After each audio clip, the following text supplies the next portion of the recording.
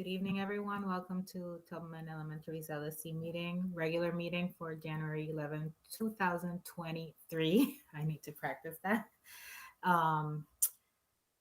We're gonna do the roll call now.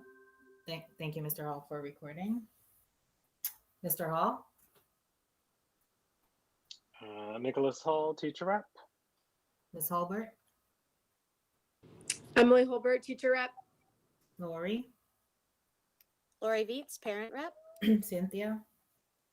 Cynthia Chernoff, parent rep. Cindy? Cindy Watola, parent rep. Robert? Rob Dagnew, community rep. Ms. Brooks? I don't see her. Michael? Michael Weinstock, parent rep. Sarah? Sarah Ogato, parent rep. May? Mr. Hall said she was excused. Cindy, please note that. Principal Gibson?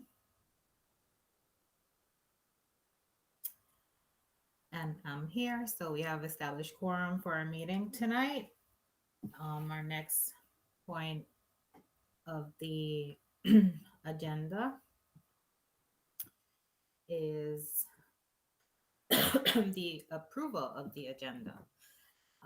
I motion to approve the agenda. Any discussion about it?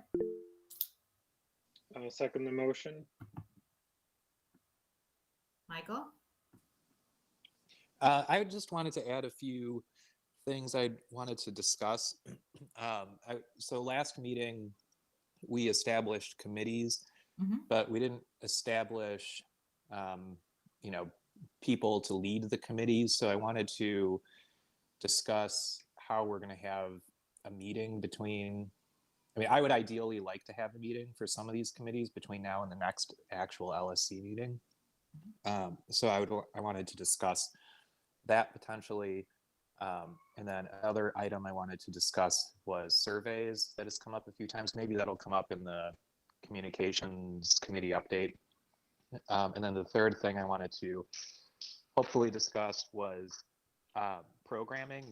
Everyone got that email about summer programming, but kind of related to that, I was hoping not to put Mr. Hall on the spot too much, but I know you submitted for additional funds. I forgot the exact name or acronym for the funds that you received for like teacher-led programming. I was hoping we could get an update on that as either part of a committee update or separately and discuss that a little bit briefly. Thank you, Michael. So to add these, we have to go. The first one would be to discuss the chairs of the committees we have established in our LSC, right? Yeah, either the chairs or just setting a meeting date, I guess, would be fine too. Okay, my idea around that, yeah, Mr. Hall. So I was just going to say, Michael, I believe any of the committee discussions or like who's on the meetings is already covered under agenda point 7.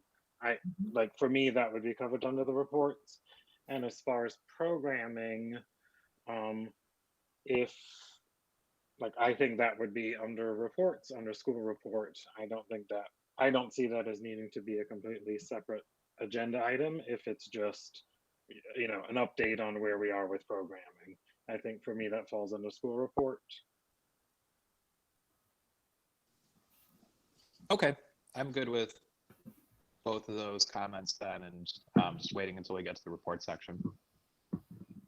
Okay, and we could also, what I was going to say is that we could also act after the reports of the different committees. There's some that won't have reports, obviously, because we have not met. But under an action item, we can add a possible special meeting to divide who's going to chair what, who's going to be in what, if you guys think it would be necessary. But also the committees, we don't have to vote on who's going to chair those committees. And as you know, community members can be in those committees too. So we can establish how we're going to go about the composition of the committees in the part of the reports. Is that okay with you, Michael? Yeah, that sounds great. Thank you. Thank you. So, is there any other discussion about the agenda? Having clarified that the points Michael made are included in our agenda items for tonight. So there was a motion to, Mr. Hall seconded the motion to approve the agenda. So we vote. Mr. Hall, Yes. Ms. Hulbert, Yes. Lori, Yes. Cynthia, Yes. Cindy, Yes. Robert, Yes. Michael, Yes. Sarah, Yes. and it's a yes for me too. So the agenda is approved.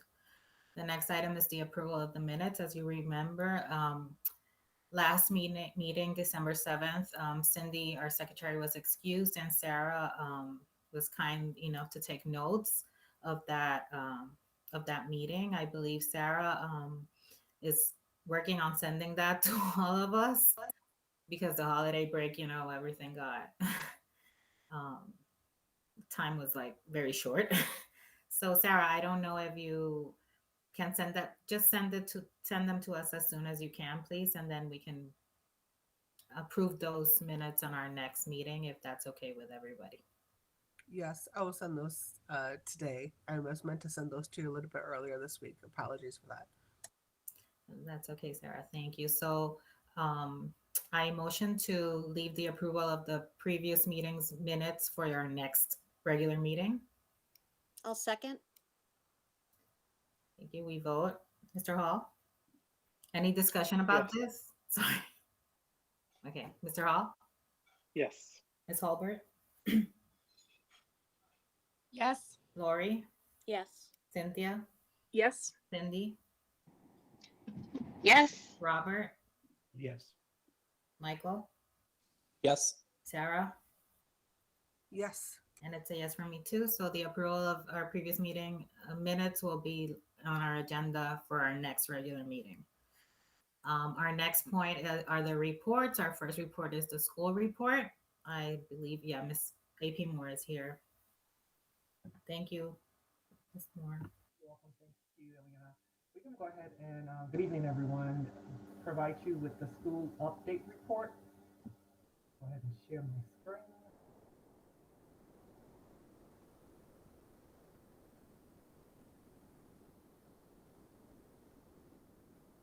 And these documents were shared with the committee.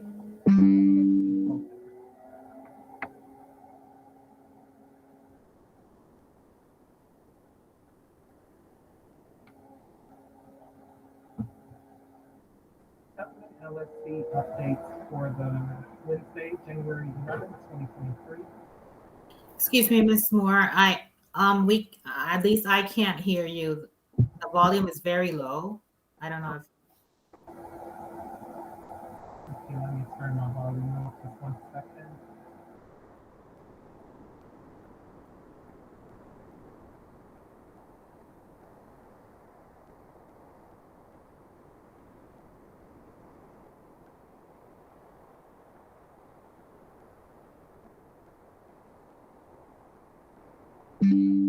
Better? Still up?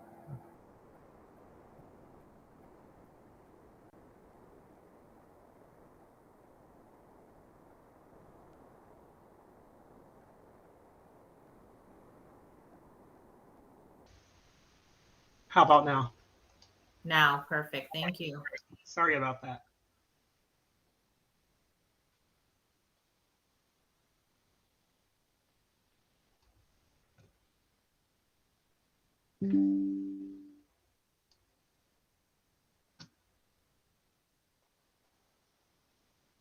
Okay, our mission,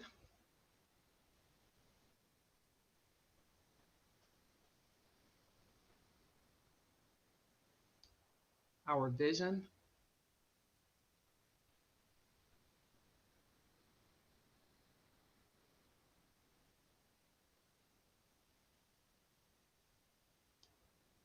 And tonight we're going to start the report with our monthly updates from the IB uh, coordinators, our counselor, case manager, the PPLC, and then I will provide the financial transactions.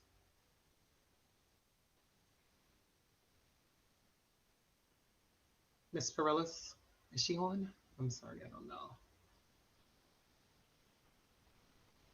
Okay, I'll go ahead and provide the IB report. Tubman Bulldog Buddies came together in December for Human Rights Day and made wishes for the world based on universal declarations of the human rights for all people. And this display is located on the first floor. As you enter the building and you go down the hallway, you should see this display.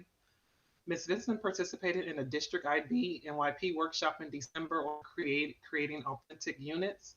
She also worked with our NYP coordinators from the district to find ways to help NYP teachers at Tubman. The second half of the school year, we're going to be focusing on submitting all the required documents for our IBO, to the IBO for our NYP evaluation that will be taking place in May. And as you can see, this will be a 3-day visit from the IBO. More information regarding this evaluation will follow. PYP teachers will continue to work with Ms. Perillis on revisiting their IB units with additional focus on developing assessments to monitor, document, and report on progress in the PYP over time. Our next report will be the counselor updates. Ms. Speaker. Yes, good evening. So for social emotional learning, continuing lessons K2, doing the curriculum overcoming obstacles, and the focus was on listening skills. For third, fifth, we're doing academic focus using Success Bound, and this time it was just understanding grades, impact of grades, how to calculate GPA, and how like homework and test and how things are weighted. For career 6 through 8, we're doing Naviance, and they are currently doing a career interest inventory to select 3 clusters that they have interest in, and then we're going to investigate those clusters for what kind of post high school education is needed, what their career outlook is, potential earning for salary. And then we are continuing with the behavioral health team. We do biweekly meetings, and I am participating in the Network for Counselor Professional Learning Committee monthly. Thank you. Thank you. Have a good evening. You're welcome. Next, we will have our case manager updates. Ms. Rosenberg. Hello, everyone. Happy New Year. So my update for this month is Tuesdays are our team days. Unfortunately, sometimes our meetings have to be on other days, and so I appreciate people having being flexible with our meetings, as I am this year teaching in the morning and then really trying to focus on my case manager responsibilities in the afternoon. I'm also participating in monthly professional learning committee with Network for the MTSS, and then also doing a monthly case manager meetings. We are currently having weekly clinician meetings, and then as Ms. Speaker had stated, participating in biweekly BHG for behavioral health team meetings. And those are my updates this month. Thank you, guys. Thank you, Ms. Rosenberg. Next, we will have our Professional Personnel Leadership Committee, which is the PPLC, by Mr. Hall.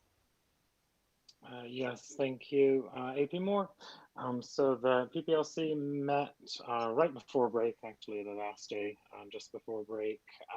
Our continued focus right now is the renewal of our literacy curriculum. So just like last year, we took most of the year taking a process looking at what our math curriculum was and what options we had to renew and what new program to go with, or if we wanted to keep the same program. So this year, we're kind of going through the same process with the literacy curriculum. It does take some time. We want to make sure as a PPLC, we are doing this thoroughly. It might seem a little slow to some outsiders or people looking into the process, but we want to make sure we really are, especially with reading and writing curriculum, making sure we are as thorough as possible. So where we're at in the process is we have collected data on what programs other CPS IB schools are using. What we found is that almost every school that answered the survey, and there was about 10 schools in that survey, are all using Lucy Calkins units of study and supplementing it with other reading curriculums, such as Wilson's Foundations or I just gone blank on the other Wilson one. Apologies. And or the phonics programs they are using. We also looked at, we surveyed staff on what they are using at Tubman. As we know, we have a lot of new staff members this year, as long as veteran staff members. What we found was, because obviously it was a busy time when we surveyed them in December, we only got 14 responses from staff members, so we're going to send that back out. We want to make sure, again, we are getting a full picture of what everyone is using, everyone's thoughts on each reading and writing language curriculum program they are using with their students.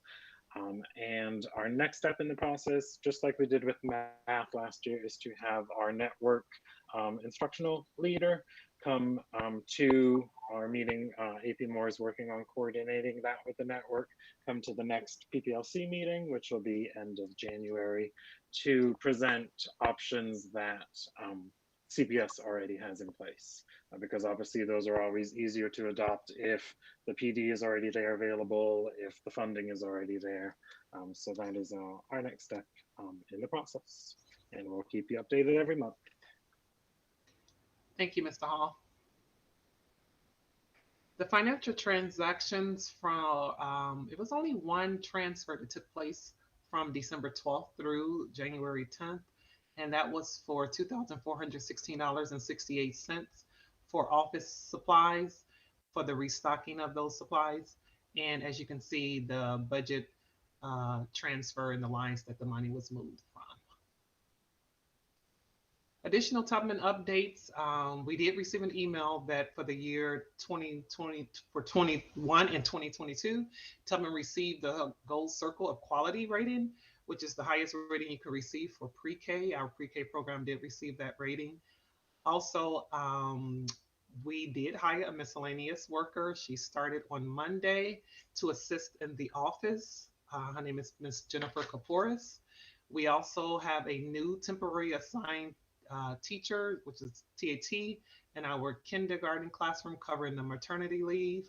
Her name is Miss Susanna Olsen.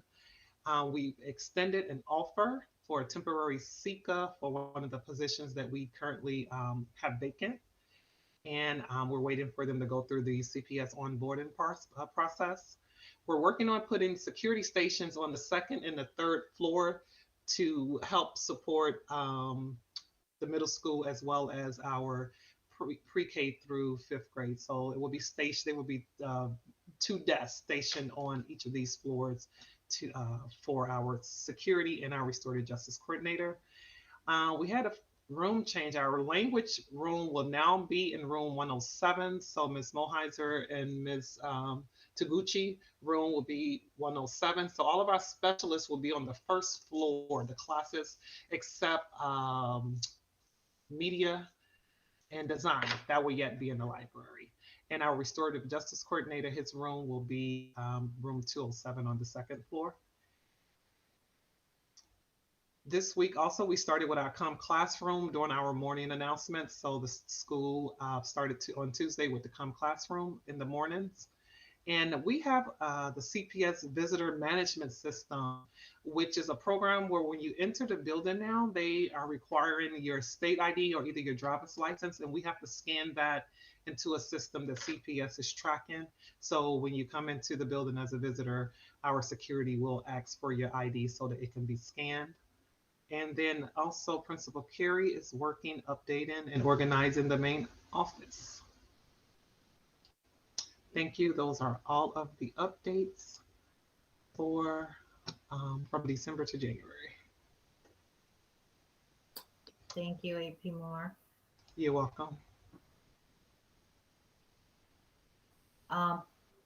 The next item is the FOT. Patty has asked to be excused. I don't know if any other FOT member give me a second, Sarah, if any FOT member is gonna report something. However, I do want to open up if any of our council members have any questions around about the school report provided. Sarah? Good evening. Thank you so much, AP Moore and AIC Carrie for the and all the others who contributed to the school report. I deeply appreciate hearing the incredible work that is happening at Tubman.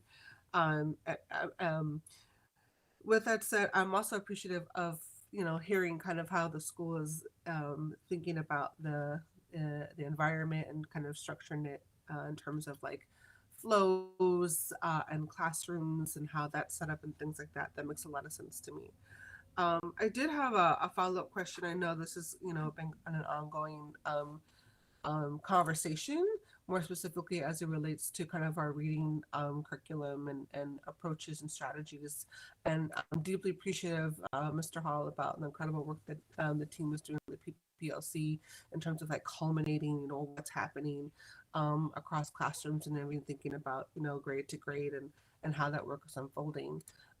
There was an interesting article pushed out during the break that I had kind of tapped Laura France, a fellow parent and advocate, around kind of our overall school's approach towards reading and literacy and all that good stuff. And I know there was earlier mention in the school year around Skyline.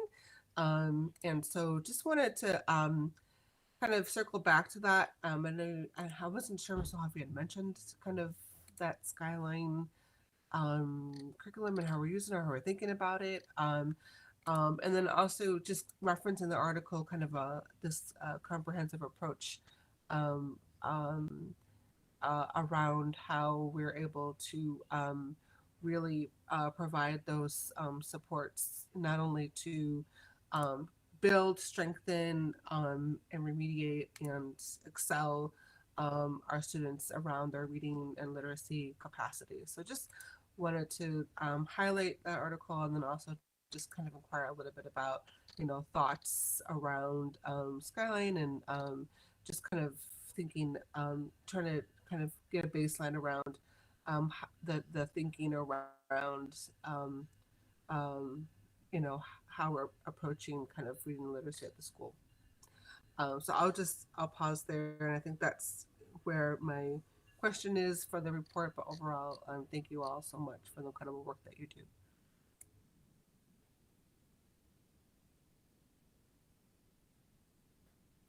Thank you, Sarah. Lori? Sarah, did I just put the right article in there? The literacy advocates push science of reading in Chicago. I know that Chalkbeat did one, and looks, here's another one. Yeah. There's a lot of them. The topic of literacy in Chicago public schools is very huge. We are not the only one. But thank you, Sarah, for bringing it up. Thank you for all the parents who have, and I do know that some of the students that we have had transfer out of Tubman have been around reading, especially with dyslexia and things like that. I do have a few questions based on the report. First, I'm just going to ask, do we have any updates on Principal Gibson? At this time, we don't have any additional updates regarding Principal Gibson and her status.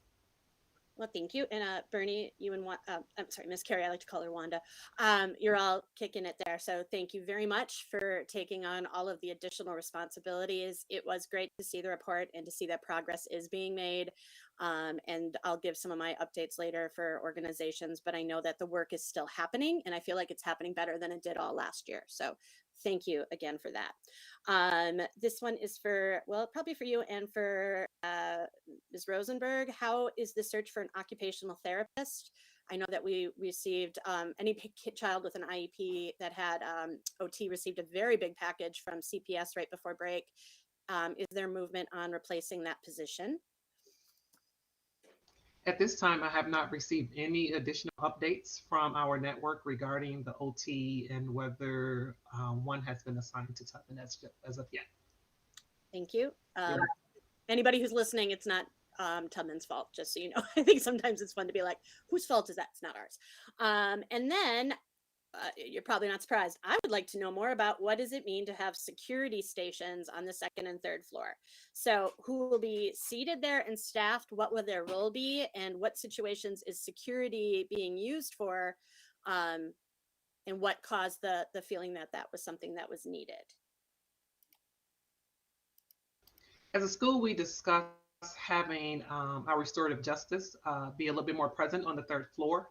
And so having a desk up there will help as well with some of the climate of the things that has been going on in the middle school.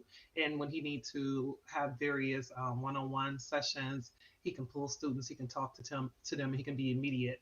And that's pretty much the same thing for the second floor as well, just to be more of a support for the school building on those floors. Is there a time where we can have an introduction to our restorative person? Yes, we have planned that a couple of times with various meetings. Unfortunately, just things have been happening just kind of like unpredicted in his life and right now. And so that's really immediate that he have to tend to. But he is going to be introduced in one of our meetings. Yes. Great. And if there are situations, I am a middle school parent, it would be great to know some of those things. Like we all have our personal things, what our kids tell us and what our kids' friends tell us. But if there are issues that are happening to the lengths that we are increasing security, and the word security always sets off alarm bells in my head. And so I would love to talk about, it's not right now, but just think about how that communication is going out.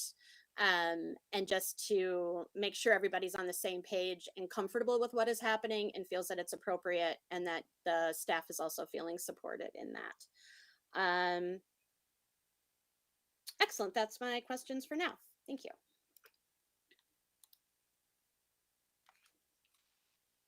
Thank you, Lori. And anything more, Michael?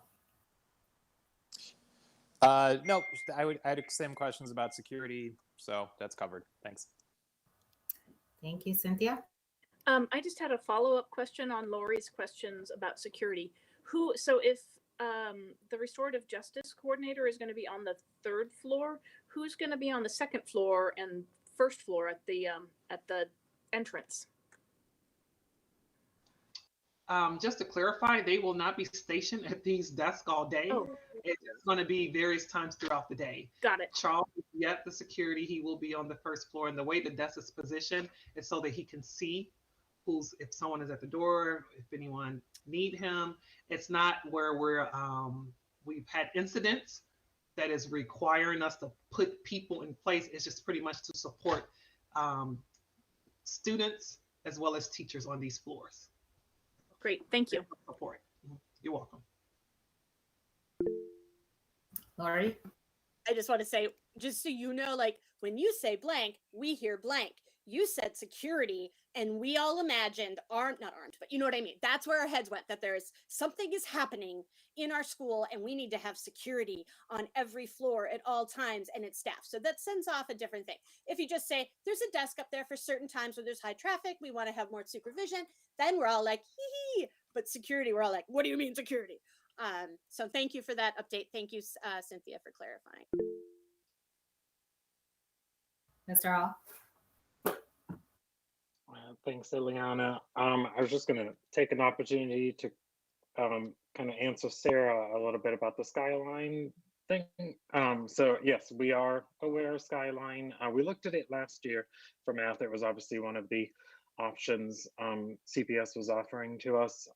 One of the reasons, or I would say the main reason we did not go for Skyline for math, it is pretty much all online based, at least for math. It is on the computer, not so much with the manipulatives or like printables and things like that, and not the most user friendly. When we were looking at replacing our K through 8 math curriculum, we decided that was not the best option, mainly for that all computerized aspect. I am expecting it. We will be looking at it, I'm sure, when the network for ISL comes to talk to us about the reading and writing, the literacy curriculum, and we'll take a look at it. We did notice, like when we did the survey of other IB CPS schools that I'll double check, but I don't remember any of them using Skyline. Maybe one school was. But yes, we are. I think Emily's saying 2. Was it 1 or 2, right? Just up here, not it wasn't overwhelmingly responsible. Yeah. So, but yeah, we are aware of it and we are looking into it. And thank you also for sharing those articles. I had actually seen one of those before. We have a couple of parents, I believe they are here tonight, Dana and Laura, who are great at keeping us on our toes about everything that is literacy related. Michael, I'll also take a quick opportunity because I know you brought up the programs. OST programming. So if we remember at the way beginning of the year, I announced that they had, compared to last year's funds, they cut our funds in half. So we went from, I believe, like close to 40,000 for after school programs to, I believe it was 18,000. Correct me if I'm wrong, AP Moore.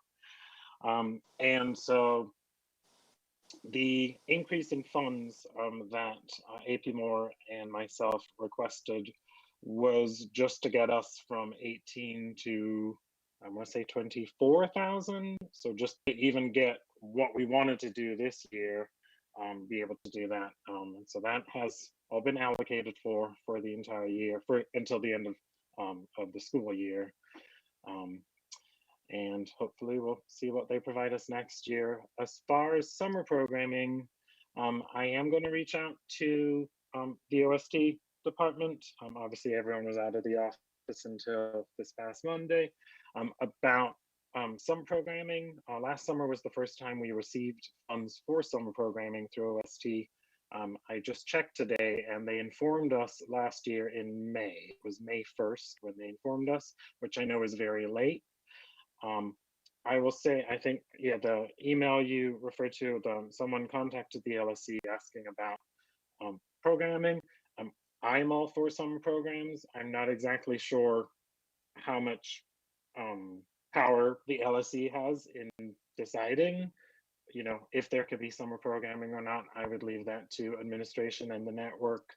Obviously, is the building going to be open this summer or not, things like that. But I would say I'm all about having summer programming. I don't know exactly what we can, what decisions we can make as an LSC about that. And also, Mr. Hall, thank you. Just to add, we have not received any guidance from the network or district regarding the summer. I have a meeting on Friday and another one on next Thursday. I'm not sure. I believe they're going to talk about budgets before they start talking about us having to have summer enrichment programs and the various things about summer. So as soon as we get that information, we will share it with everyone.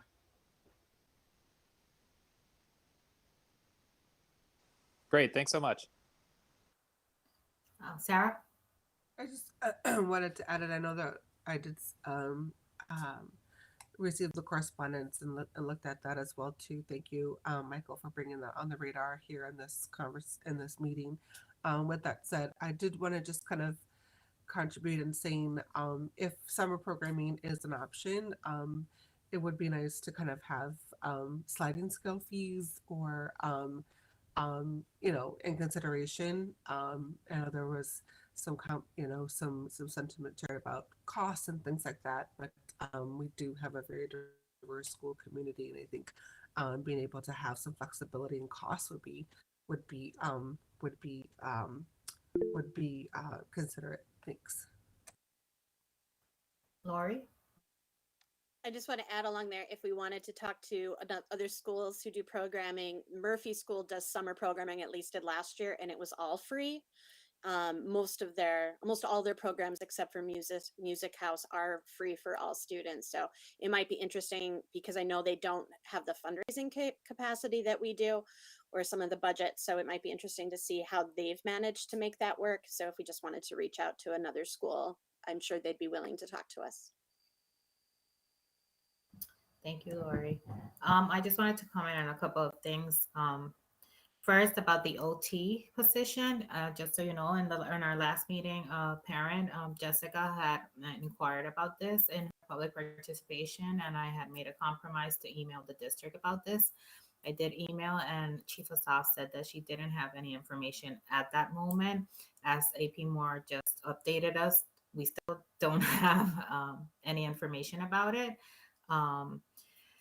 About the status of Principal Gibson before school started, I emailed CEO Martinez and everyone under that, asking two sentences, and I emailed as a parent because I could. It was during that last day of break, and I wanted to get all of us, so I emailed as a parent saying that we needed an update or a final decision because it's another semester and things are moving forward, but we need closure.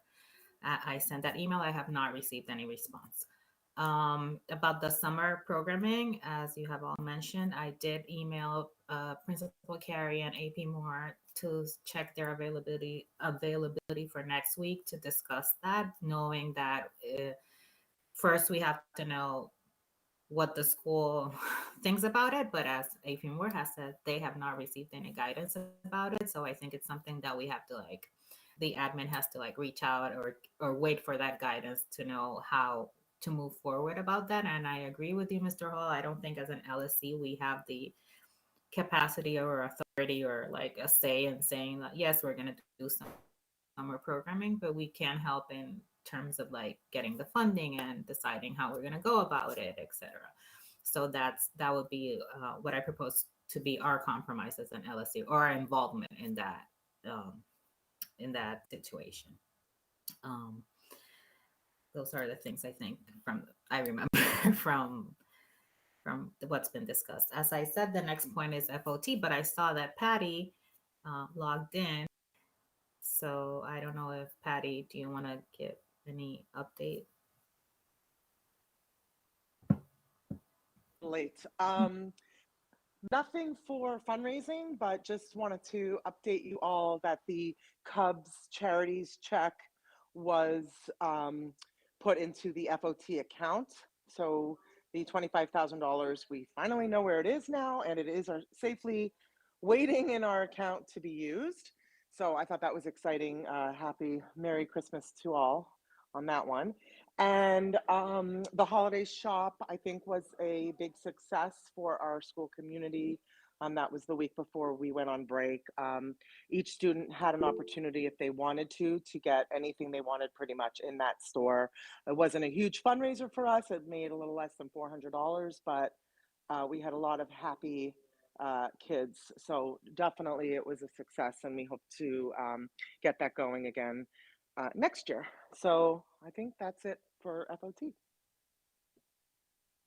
Thank you, Patty. I just want to say about the holiday shop that even if those $400, although it's great as a fundraiser for our school, but I feel like the experience was priceless having been there every day of the holiday shop, looking at those kids and so excited to get things for their families, for their friends, for their teachers, for anyone. And the opportunity that, the great thing about it was that all the kids got to get stuff no matter what. So I think it was a great experience for all of them. I mean, I think next year we learned a lot about the process, so I think next year is going to be even greater. So thank you, FOT, for organizing that. I am elated that we finally know where the Cubs check is, and I know Michael is going to ask about that. So Michael.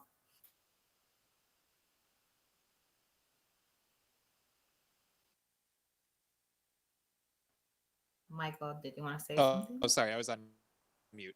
I was going to actually ask. I thought we had a Valentine's Day fundraiser to approve. Yeah, but that's not FOT. So oh, okay. Sorry. Yeah. That fundraiser, as you see on our agenda, it was sent to us by Principal Carey and AP Moore. So I don't know if AP Moore wants to talk about that fundraiser for the student council.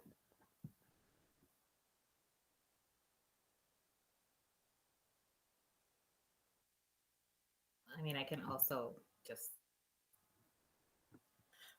read what was sent to us. Here. Okay, so The Student Council Club will be holding their annual Valentine's Day fundraiser from January 30th to February 9th. The students and families will be able to purchase small treats that will be delivered along with a message Valentine's Day.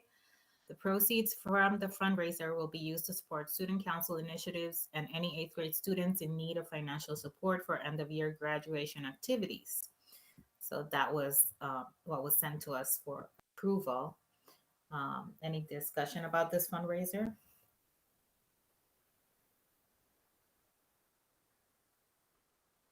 Mr. Hall?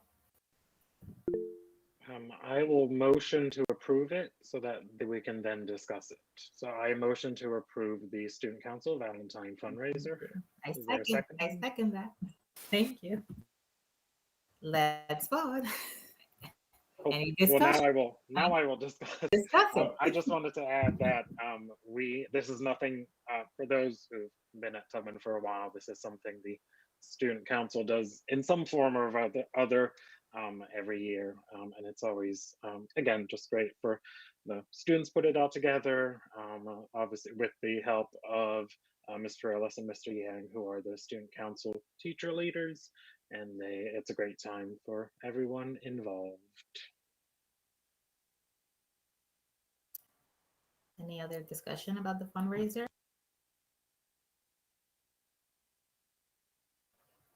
Okay, we vote. Mr. Hall? Yes. Ms. Halbert? Yes. Lori? Yes. Cynthia? Yes. Cindy? Yes. Robert? Yes. Sarah? Yes. Michael? Yes. And it's a yes from me too. So the Student Council Club fundraiser for Valentine's Day is approved by the LSC. AP Moore, if you could notify the Student Council Club that the fundraiser was approved. Thank you. Our next item of the agenda is the review and vote of budget and requested transfer. If any, we did not receive any requests for budget transfer or approvals. AP Moore, is there anything? I'm sorry, I do apologize. I have to take a call. No, not at this time. We're not requesting any budget transfers. Thank you. Our next item is the committee reports. The first committee, communication and engagement. Hey there. Sorry, I'm not on. I'm on my phone. I'm stuck. I would like to get a meeting on the calendar. And who is doing the calendar now? Who is updating the website and the school calendar? Charlotte is taking care of that for us. So Charlotte's back on. Yes. Okay. Awesome. Okay, so I would like to. Is Charlotte on the call? I'll just email her. The intention for this committee is to have a meeting a week from tomorrow. I'm switching it back to the daytime. It seemed like we switched it to the evening and it was not as well attended. So I will put that in a quick agenda out to Charlotte and get that scheduled. That's all. Thank you. Thank you, Cindy. Charlotte just shared in the chat her email to please send her any website or calendar updates. Thank you, Charlotte, for doing that for us. Equity Committee.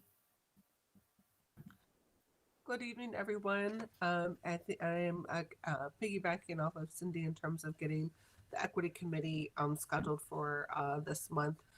We had last year we met on Thursdays. I think we'll pick that back up. And also thinking about a rotating schedule, so we're able to catch daytime and evening participants for that committee work.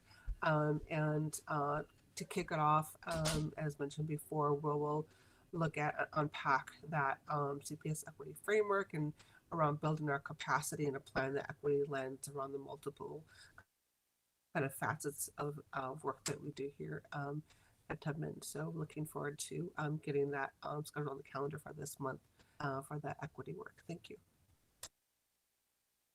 Thank you, Sarah. Ties Committee. TIES has been meeting monthly we've had some very successful meetings. We would love to get the word out more, and I think that's our biggest problem is figuring out a way to let everybody know about it. But the meetings are great. We have attendance. We have special guests. Our next meeting is Monday. I want to say it's the 23rd. Yep, 6 o'clock. We are meeting still through, it's either a Google Meet or a Zoom. I believe our counselor Heather is our special guest this next meeting.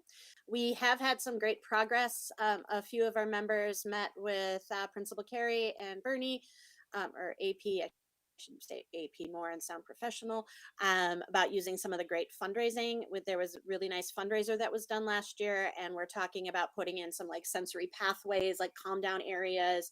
We've made progress on getting a sensory room, so that we have some calm down space. So I feel like there's real progress being made. And next month I'll commit to being able to send out just like a quick write up that I'll send out to the LSC beforehand that can go out with the agenda so that everybody can hear all of the work that we're doing.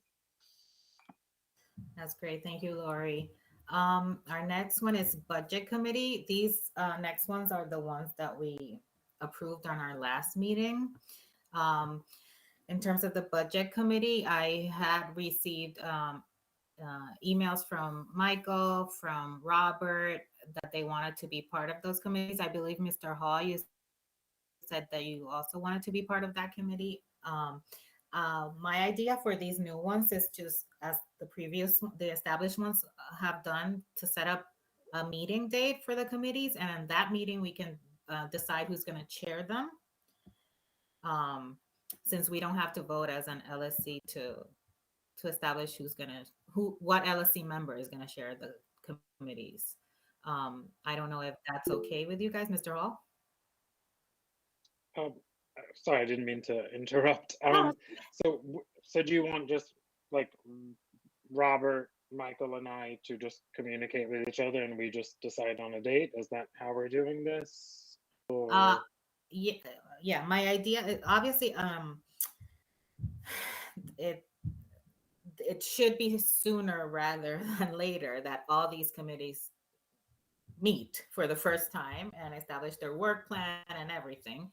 So I was going to propose that we set up a meeting here for next week of all of these new committees, at least the CIWP, the budget, and the principal evaluation one is kind of tricky right now. We need a little bit of guidance about that, but just start working on it. So I know there are other members that want to be on these committees, myself included. I want to be on the budget one, the CIWP, etc. So yeah, I think that for the budget one in specific, you guys can communicate and maybe send an email, include all council members, those who want to participate on that specific committee will hop in on that meeting, and on the meeting decide who's going to share it and the work plan, the timeline, etc. And then report back on our next meeting on what was established, decided, and agreed upon. Yes, Mr. Hall?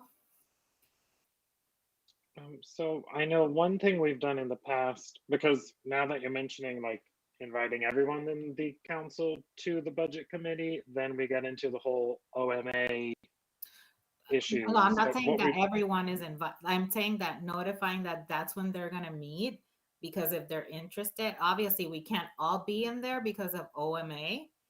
But for example, if you three talk about a date, I want to know the date because I would want to be. But if me being there is going to be something about the OMA, well, then we'll have to find a workaround. Okay, yeah. So it's just knowing. It's just the whole council knowing when these meetings are going to take place. It doesn't mean that the whole council will be on those meetings because obviously OMA, but I do want everyone to know when they're happening, who's in the meetings, and the work plan, even if we're not on that committee. The work plan will be, obviously we will know because we will be updated on our meetings, but I want not only the council members, the whole community, the whole school to know what we're working on, who's working on it, what info we have, what we're going to look for, etc. So it's just for everything to be out there. Sarah? You're muted. Okay, sorry. Huge oversight on some of the extension work that the equity committee is working on. I will reserve those comments after the LGBTQI committee report, and that is really talking about the middle school cafe. Thanks. So going back to the budget committee, yes, Mr. Hall, would you please send out an email to Robert, Michael, and copy all of us in terms of the date where you agree that would be the date for the meeting, and then we can go from there. The same would happen with the, as I said, principal evaluation is tricky. I am going to then deal with that one, and the same would happen with the CIWP one.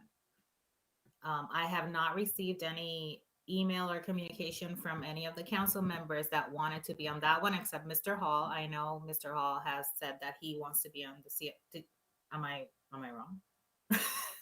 Did I dream that? I said principal. I can do yeah, CIWP that's too, true. That's but true. I had said principal though. That's true. That's true. I'm sorry. My bad. So I don't know if there's any of our council members that wants to be on that one. Okay, Cynthia, Michael. Yeah, I'd like to be on that one too. Okay, so then my ask would be, if Cynthia, Michael, and Sarah, I assume it's you want to be on that one too. Then start. If Michael, can you start an email about the CIWP? The same thing. Yep. You're out of date. Notify all of us, and then we'll go from there. And then I would do the principal evaluation one because, as I said, we're in a tricky situation right now, and last time I talked to Chief Asaf about this, she said we were going to receive specific guidance and what we're going to do. They don't know how they're going to go about the principal evaluation of the entire CPS. There's new things, there's a whole process they're doing. So that could be a little tricky. I'm going to reach out to her again about this specific thing. So I'll take the principal evaluation one and notify all of you of what the district and network tells me, if that's okay with all of you. Okay, and then the LGBTQIA, I know in previous meetings, Lori had mentioned that she would be okay to lead it. I don't know if that still stands, Lori. Yep. So we have an initial document that started. Myself and a group of parents who were excited about starting this. So we're looking for ways to make Tubman a safe and welcoming space for our LGBTQIA plus students and families and caregivers. Creating safe spaces for students and allies are important for many reasons. We have a whole bunch of information, which again, for next month's meeting, I will send it all out there. One of the questions that we have is, we would love to get a student voice, of course, involved with that. And I would wondering if May would be my go-to as our student LSC rep, or if anyone has any other ideas about ways to get students involved. And then of course we would love to get staff involved, because some of the things that we're looking at is how to make curriculum, how are we addressing our students, how are we making this like the best space that it can be. So if anyone knows of staff members that would like to be involved, that would be excellent. We were going to schedule an initial organizational meeting just to kind of get all of our ducks in a row, and then we will put some dates on the calendar and invite the public. But if anyone on either the LSC, anybody who's listening right now, or anybody that you know that on staff would like to participate, please let me know. Thank you, Lori. I think that the idea of our student rep being in that committee, because of what you say, is great. Obviously, we would have to reach out to her and see if she's willing and able to do it. I did reach out to her, and when we first brought it up before it was officially voted, and May was very interested. So perfect. So my ask for that committee, or for you as the lead of the committee as of now, is the same: to please send out an email, include all of us. And you mentioned that you wanted staff to be included. My idea on this is that instead of like maybe me telling you, oh, I think the staff would be interested, maybe invite them, like send them an inviting email too, to be included on that committee. So if I created a letter, then someone on staff from administration would send it out, or is that Nick and Emily? Who would be my person to send my I would, for that, I would ask AP Moore to be involved. Obviously, it's a new committee. It involves staff, so we should go via AIC Carrie and AP Moore. That would be great. And I'd also just like to throw it out to anybody who's listening. 3 of the 4 adults who are excited about starting this group are 8th grade parents, which means we've only got about 6 months left. Fortunately, I'm just thinking of things that I kind of lead around. We do have a lot of younger parents on staff for Tubman Inclusive Education Supporters. So if anybody's excited about some of these things that I'm working on, it would be great to start to get them involved so that the handoff that comes later. The other thing I wanted to say now that we're at the end of all those reports, it would be great. I think that if we set a goal, so where are we? We're January, maybe by February is too early, but March, maybe we could have a night where it's just a 1-hour meeting where we introduce parents to all of these groups, because I think that we have a really active parent community, but a lot of the people who are actually leading it are a smaller group of people, and that there's a big spectrum of people at the school who would like to be involved. And I think putting it out there that here is the night, here's all the organizations that are working on things. Where do you want to help out? What do you want to do? And that would be great to have just a one-nighter where we could all just give a little presentation. This is who we are. This is what we're working on, and bring people in so that we have more voices coming out of the school. Yeah. Thank you, Laurie. I like that idea. If you could also draft something about that and send it so we can work with admin for that. Thank you. Any other comments about the committees? Sarah? I just wanted to circle back to some of the extension work of the equity committee, and that specifically is the middle school cafe. And I know this was discussed at the last LSC meeting. Really, the middle school cafe is an opportunity to build a network of support for middle school families and caregivers, in partnership staff and leadership there as well. We call it a cafe because it's uniquely structured opportunity for conversations facilitated or led by parents, with parents, and for parents, and kind of having different topics featured for each of those cafe experiences. I've been working closely with AIC Carrie and AP Moore in terms of just getting that structured and getting their support. And we do have a schedule that I will share with Charlotte today. The next middle school cafe will be held January 23rd at 10 a.m. And once again, it meets monthly. And we're going to have a rotating schedule just so that we can kind of ensure that participation from all folks who are able to attend and are available during the day or even in the evening. We did have a cafe in November where we had some 3 focused conversations around bullying and restorative justice. Those were very powerful conversations. The 3 questions we talked about during the cafe is about how do we have a meaningful and what are our concerns about the current state of our middle school classrooms? What does the safe and learning space look and feel and sound like? And what is important for you and your middle schooler in creating a safe learning space? So we are going to have a follow-up conversation about bullying and restorative justice for the middle school cafe in January. We're excited that we will have the opportunity to learn more about the work of our restorative justice coordinator Brandon Reynolds and his vision and focus of work for this year and beyond.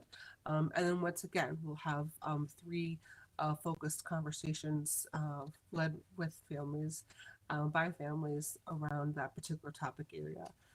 I will be sure also, in addition to sharing the agenda with Charlotte, to include in addition to sharing the schedule with Charlotte, to include the agenda of the next cafe So hopefully maybe that can be linked in and shared on the website as well too. On that agenda, you'll see kind of those 3 questions that will be focused on for that cafe experience. Thank you. Thank you, Sarah. I do want to add about all the committees that it's important that, and again, thanking Charlotte for keeping our calendar up to date. It's important that we know that we take a look at all the calendar and all the meetings so there's no conflict between meetings of the committees, because that happened a couple of times and we want everyone to be able to participate. So my ask would be that we all make sure that when we set up meetings, we look at the calendar and see that there's no conflict with another meeting at the same time. Obviously, it could be the same day as there's ties on the 23rd and there's the cafe, but the cafe is in the morning and ties in it's at night, so that won't be a conflict. But if it would be at the same time, maybe we have parents that want to go to both and we don't want them to have to choose one over the other. So let's be mindful of that calendar and the schedules, please. Any other discussion about the committees?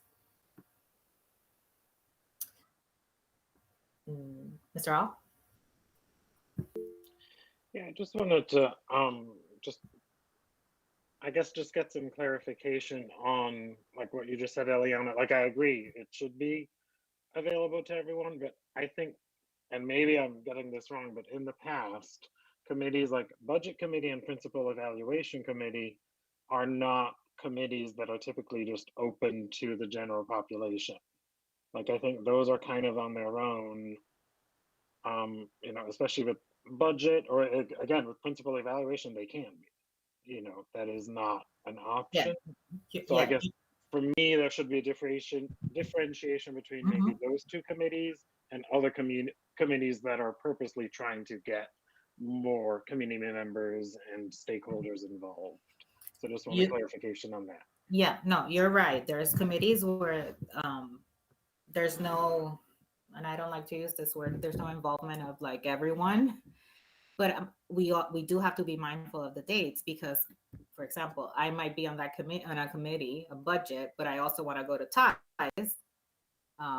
So that's what I'm talking about. Like, let's be of all our schedules, including our the council members. So yeah, you're right. There's committees where it's not like open to the public. Everyone can come to discuss this, but just be mindful of the time and dates so that if anyone has to be, let's not make anyone have to choose. You know, that's the bottom line. Okay, that makes total sense. Everything is like everything is important. So that's the thing, you know. Thank you for clarifying that, though. Okay, so our next item is public participation. Robert? Yeah, we've got 2 folks signed up today. So first I'll go through the spiel and then talk through that. But members of the public are welcome to make comments and ask questions, but must sign in to participate. The public is called upon to speak in the order they sign in. The public is kindly requested to limit their comments and questions to 3 minutes. Based on the comments or questions, the principal may address some concerns directly and, if necessary, create an action step for the LSC to follow up with the involved parties at a future date. While the LSC will do its best to address any comments or questions, when necessary, more time may be added to adequately address a particular concern. So again, we've got 2 folks signed up. I'll put the time in our chat sort of if necessary, but Laura Franz, you're the first one up.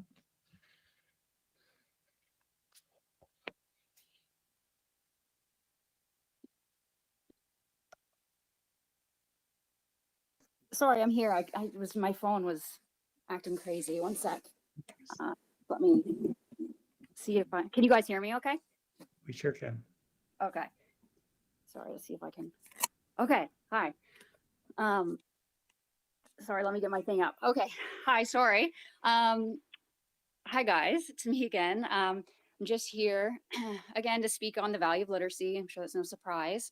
I think it's important to keep showing up and bringing attention to this matter, as it's really the most basic and important skill that our kids need to have in place, not only to have a successful academic career, but a successful life. There's such a short window to get those foundational skills in their proper place. It is so much harder to catch kids up as they get older. The gap just keeps widening and the effects are devastating. That's why I'm advocating for a knowledge building curriculum that has an explicit and systematic approach to foundational skills. I also think it's important to talk not only about reading, but also spelling and writing. They are all intertwined. We've heard from the PPLC that they've attended trainings, which is great, and I've reached out to see what other IB schools are doing and have surveyed staff. I'm grateful, I really am, for the work that's being done. I'll be honest, I'm feeling like I don't have a lot of information after going to the PPLC meetings, but that's because, you know, the first meeting was intros discussing that training, like I said, and and scheduling. The second meeting was canceled. And the third, understandably, there was a snowstorm happening, and it was, people need to get home safely, but I did log in at the stated time and I ended up missing the majority of the conversation. So I do plan to ask these questions at the next PPLC meeting, but thought it might be good to share with a bigger audience as well. A thought I've been having a lot lately is that we are going through this process, but the problem with our current curriculum hasn't ever really been identified or specifically spoken on by the PPLC. I know myself and Dana talk about the problems, but I think it's important and acknowledged by the PPLC and discussed. I'm wondering if you will look into specific curriculums or just waiting on the presentation from CPS.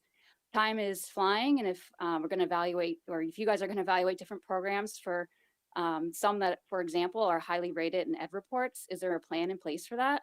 Are you looking at writing curriculum as well? Are you evaluating all the literacy interventions that are used at Tubman? Will you be open to replacing the LLI? Do you know how many kids are currently being pulled for MTSS? I think that's an important stat.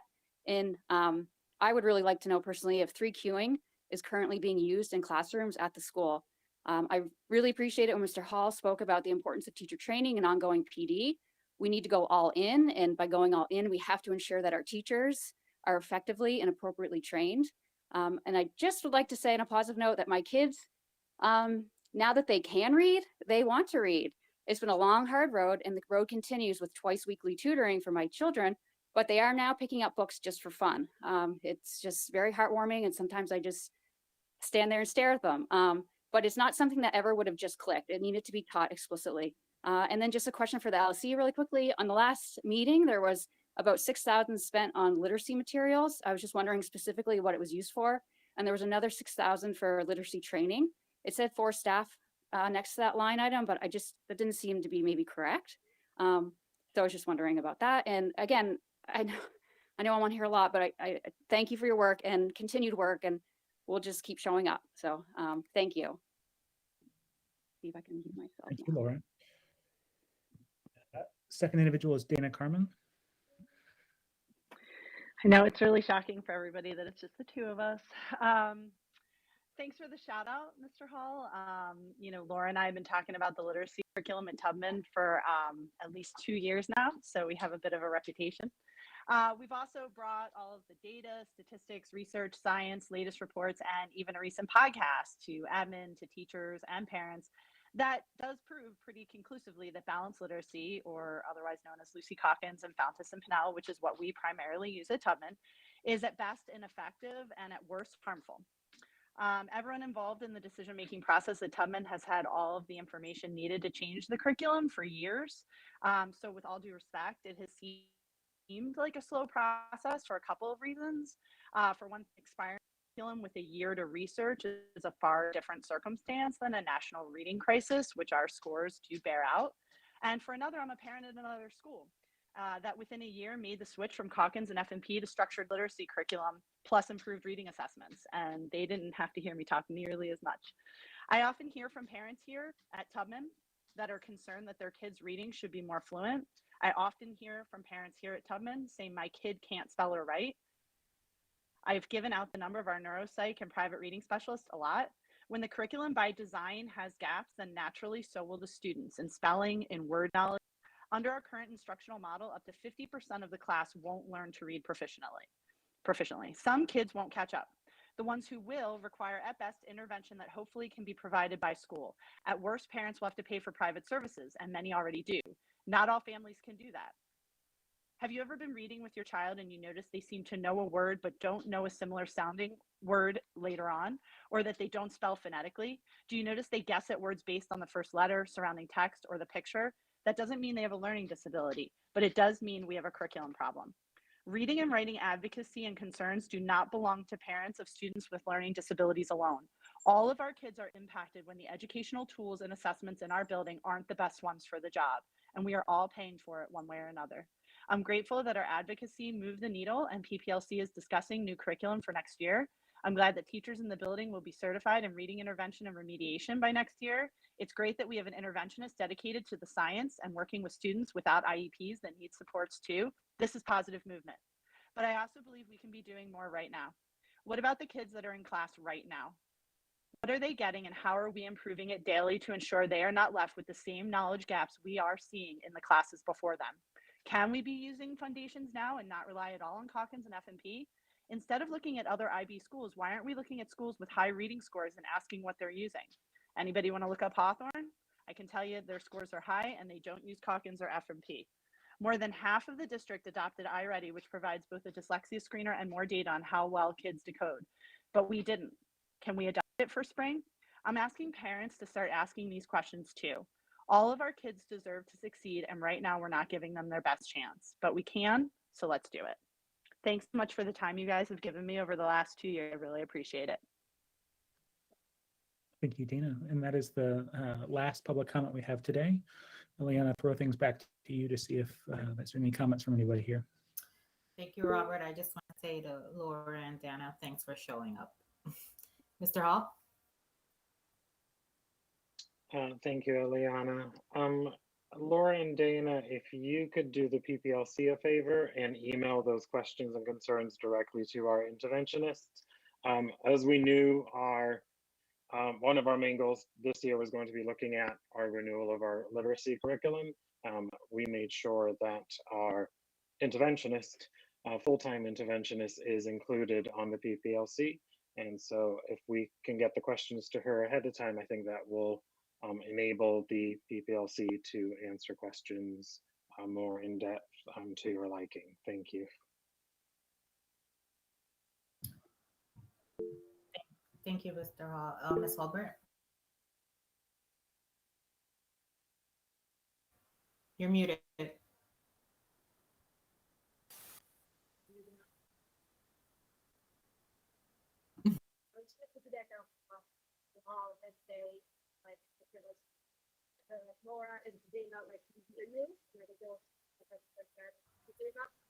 Sorry, Ms. Holbert, we are having trouble hearing you. You sound so far away.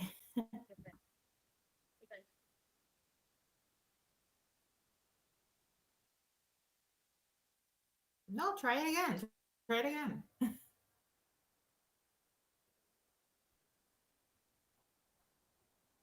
Okay, thank you.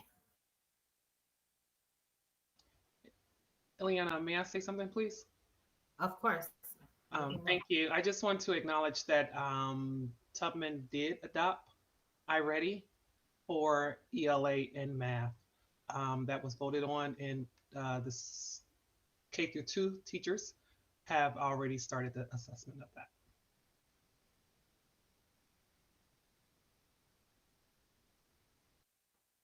Thank you for that update, AP Moore. Any other comments? So our next item is action items and next steps. I would like to add as an action item and next step to coordinate with AIC Carey and Principal and AP Moore to have our restorative justice coordinator join us in our next regular meeting to introduce himself and to the council and our community and talk a little bit about what the work he has been doing and what his plans are for our school. So Cindy, if you could add that as an action item or next step. I'll do that. Do we also want to answer the question of where the funding went for the literacy programs that Laura had? That would be a question that maybe AP Moore could answer in terms of it. We don't know if there was a mistake on the quantity. I will look into that question. So if you can send it to Principal Carey and myself, and we'll address that.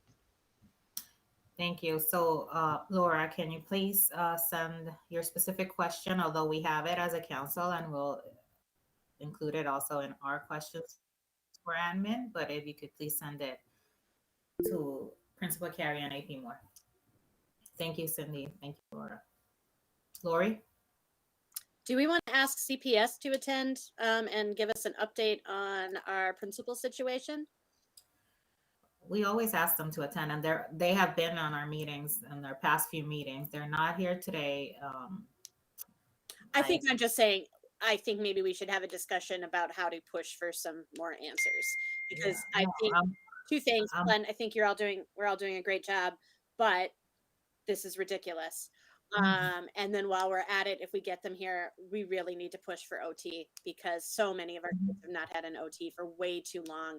And I get it. It's hard to hire, and I get it. But I do know from all of my years of experience at different schools, the schools who complain the most and are the most public get what they want faster. So I think we have been very polite, and we're being very nice, and we're following up, and we're doing our letters. But I think it's time that we do a little bit. We throw down a little bit. I guess I'm just going to say it. We need to throw down a little bit, because it's not fair for this community of caregivers and family and students and staff to have to just keep trucking along the way we are. So I would love to have the LSC work on some kind of statement, some kind of accountability, and some kind of plan, because what we're doing is not working. Right now they're doing a great job of saying thanks or not responding at all. I want to get feisty, so that's just me. Thank you, Lori. We can certainly discuss about strategy, but as I've said before, it's a process, and there's things we can't control. Let's just say it that way.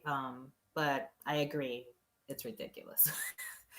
But I think our parents need to see too, because our parents aren't getting any information. If you're here at this meeting, you hear that you're trying or we're doing this, but there isn't enough information going out. And again, when we're talking about a school that we're at 274 families, and we're going to lose more. And it's so hard to recruit right now when you're like, who's your principal? We don't have one. You know what I mean? Like, we need to get out there now. So at least my opinion, and I don't know how the rest of the LSC is. So that's why I think we should put it as an agenda topic. Like, how are we all feeling, and how are our parents feeling and staff? Well, Cindy, please add Lori's proposal for an action item and next step for our next meeting. Obviously, we can discuss about this prior to the meeting, but we should have specific information out for our community and for our fellow council members on our next meeting. Thank you, Lori. Thanks, Lori. Absolutely. Mr. Hall? Thank you, Eliana. Just echoing Lori's sentiment on behalf of the staff. Obviously there's a lot of relief, but we know there's not been closure. And thank you, Eliana, for sending that communication to CEO Martinez. This process started on June 30th. It is now 6 months later, and we officially still don't have an answer either way. So it's just very hard when we're talking about even CIWP, budgeting, planning for the next year. And we have AIC Carrie, who does an absolutely wonderful job, but she is just part-time. She is only here 3 days a week. And also she has come out of retirement for this, and I'm sure she would like to go back into retirement. And AP Moore is doing an absolutely wonderful job as well, holding the ship together. But again, how can we plan efficiently for the future without knowing a final answer? So thank you, Lori. Thank you, Eliana. Thank you, everyone. I agree. I'm just going to throw out multiple CPS schools. There's been tons of news where the principal has been removed in a very quick fashion. There are other schools where this is moving along very quickly. And I understand that, well, who knows what's going on behind the scenes at this point? I don't know. I'm a parent. I should know. I'm an LSC member. I should know. Everybody in this community has a right to know. I think we're being too quiet. I think we're being too passive, and it's time for us to start to make some more statements. So my opinion, but we have a really great community, and we're going to just keep losing people. You lost me. You're losing me in 6 months. I should have had 2 more years at this school, and I had to leave. And I think there's more who are going to follow, and that's a shame because this school deserves better. So thank you. Thank you, Lori. Any other action items on next steps? Keep being awesome.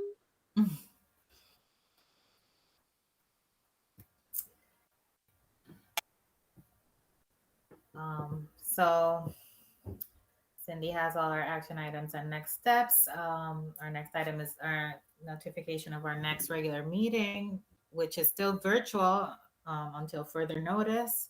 I have not received any communication on the contrary. It's February 8th, 2023. I want to thank all of you. I hope you have a great new year. We will keep doing hard things. And I honestly want to thank you for all the work and for all the work we're going to continue to do. Feel free to reach out to community members, families, anyone with any concerns, questions, comments. We're all here to move our school forward for our kids and our amazing staff. So thank you. The meeting is adjourned at 7:23. Oh, wait. We got to vote. Yeah, I know, guys. I'll You know, I always miss one or two. Okay, motion to adjourn the meeting. I second. Thank you. Ready? We vote. Mr. Hall. Yes. Ms. Hulbert. Lori. Yes. Cynthia. Yes. Cindy. Yes. Robert. Yes. Michael. Yes. Sarah.